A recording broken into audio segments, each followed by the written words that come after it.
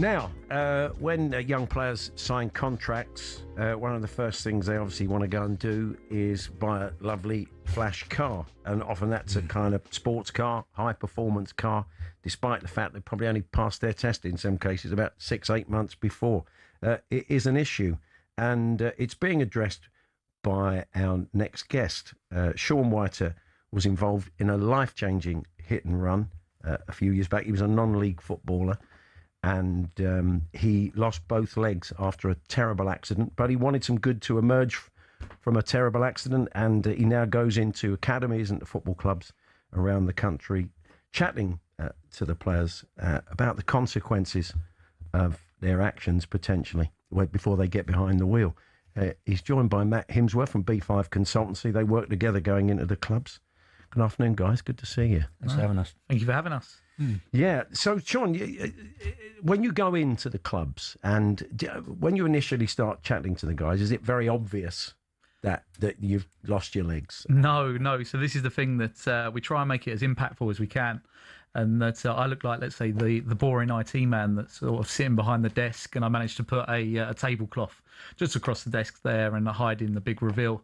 I explain a little bit about my background story of playing non-league football, as you've just said there, and then a little bit about me of how I loved football. I love being around sport, and then what I end up doing is just literally bum shuffling down with no prosthetics on, no legs on, the big reveal, come out, and you just watch the jaws from the places, or the jaws of the faces just, as I say, hit the floor, and the realisation, as you say, you've got, let's say, 18 to 20 boisterous players in there just come in from a training session, just to have this realisation of that, oh God, there's a man there with no legs who the night before pre-season, who was kicking a ball very much like these guys and these players, and that got taken away from me. And so having that impact to go to them and to lie there and to say and explain a little bit about the story and be, look, I remember all of it. I remember just lying there. I remember just reaching out. I remember going into like that plank position and just holding onto some grass and just saying to them. And then we give a little bit of facts and say, look, come on then, lads, how many pints of blood have you got in you? And you get some random numbers, and you get some crazy numbers of 100 pints and bits. And you're there, well, you're a couple of big fellas. But you explain to them then that, I lost 6 pints of blood on the side of the road. You've got 8. And the reason why I was still alive is being a non-smoker and a footballer. I wasn't at any of that level of where these academy players are in any way. I put my hands up to that. But you're just there trying to give them that impact, and then you've got them within the room. I throw the little legs on, the little stubbies. I'm then able to be on a level with them and talk to them and just try to say, as much as you've explained there, is that it's the ripple effect of what happens from that of that night. So, like I say, it's not a sob story in any way. I'm very, very lucky to still be alive. And so, it was a little bit of a project MBE of how could I get into as many clubs? How can I give back to football? Because at that time, as we know, football has been great to me, and they rallied round for when I needed it. So Ipswich especially, who got you in to do some coaching there, didn't they? Yeah, I got in and I was back on the grass. They gave me the place and said, look, go and find an area. What can you go and do?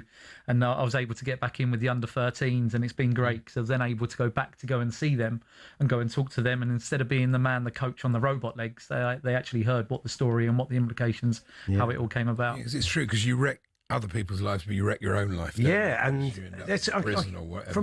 From the club's point of view, you do a lot of educational programs, of which Shaun is part of that at the clubs. From the club's point of view, it kind of feels like a no-brainer to get someone like Shaun in, just to explain, just to check some of these guys where it's all gravy for them, really. They've probably signed contracts. They suddenly got a lot of money at a young age. They want to go out and buy this big performance car. It's the status symbol. It's like saying I'm arrived. You can understand it. But there can be consequences of that. We've seen some high-profile incidents, haven't we? Which kind of shows that it's not to be messed with, especially maybe with some people sort of inexperienced drivers. Yeah. I've got a view in terms of these high-power cars that the top professionals have. You should go on extra training courses to be able to drive those. I wouldn't trust myself. I can't afford to buy one of those, but I wouldn't trust myself to buy a car like that. Shaun does himself down saying that he looks like the IT guy. Shaun's in incredible shape, and that's an important point. To to be able to walk on prosthetic legs, you've got to be in incredible shape. Yeah. So you didn't see him on his stag do, but there we are. when he first got them, I should declare an interest. His dad is a mate of mine, so yeah. No amount of beer on his stag do will undo the good work that he's done in the gym, and it's an important point. The shock and awe value is really important.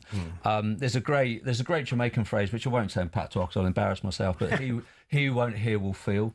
So to hear Shaun's story is so incredibly important for these lads, and to actually see the physical impact on him is really, really important.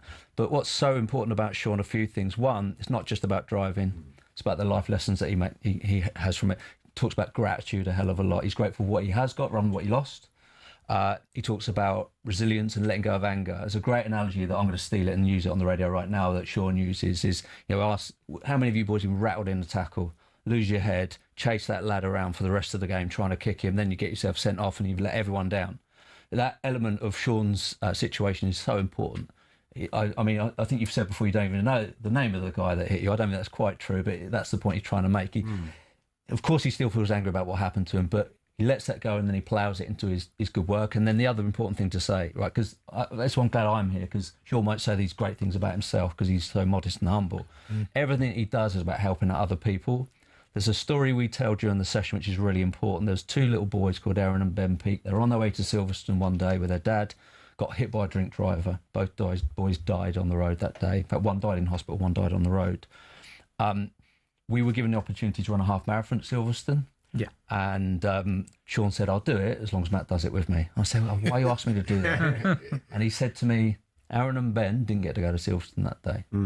We get to do that. And it's a really important point he says to the lads, right? You can moan about rehab, you can moan about bad things that happen in your football career. And by the way, all these lads are going to have really tough things happen. You can moan about them, or you can say, I get to do it. And just playing football in and of itself is a wonderful thing to do.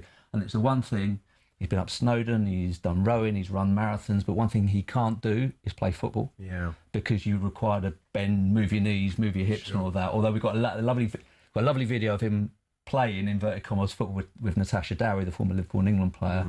Tash does some work with us. We went to the Chelsea Academy, watched their under-16s train, went in that lovely bit of in the inside dome. Thank you very much, Shaun.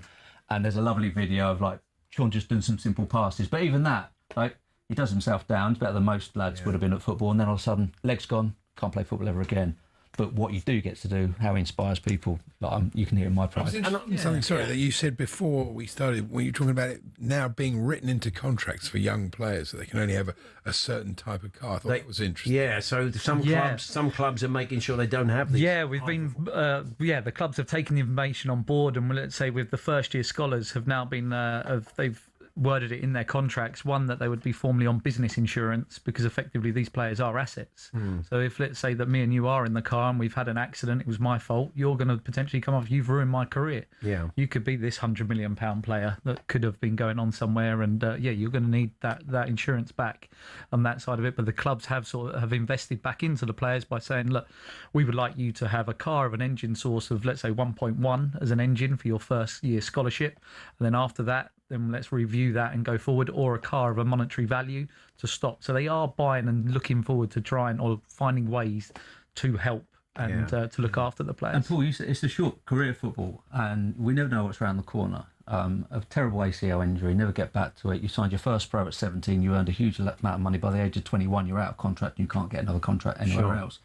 I obviously we can't give any details of people we've been talking to, but I remember talking to a 17-year-old boy who signed a very good contract, and I looked out at the car park and I said, which one's yours? Now, I know nothing about cars, but he pointed to something which looked like a monstrosity to me. Yeah. He paid a fortune for it. I said, how much you paid in terms of insurance? He said he paid something like £5,000 up front, £500 a month. I said, go and get me that cash, I'll set it on fire now for you. Yeah. He's just throwing that money away because he's actually gone on to play first team football, so he's fine. Yeah. But if he'd had that terrible ACL, lads come from a working class background, he's done a hell of a lot of money, he's 21 and he's in a situation like Shaun's at that point. Yeah. He's had that wonderful thing taken away from him. He's not earning the same money. How much would that help in the long run if you didn't?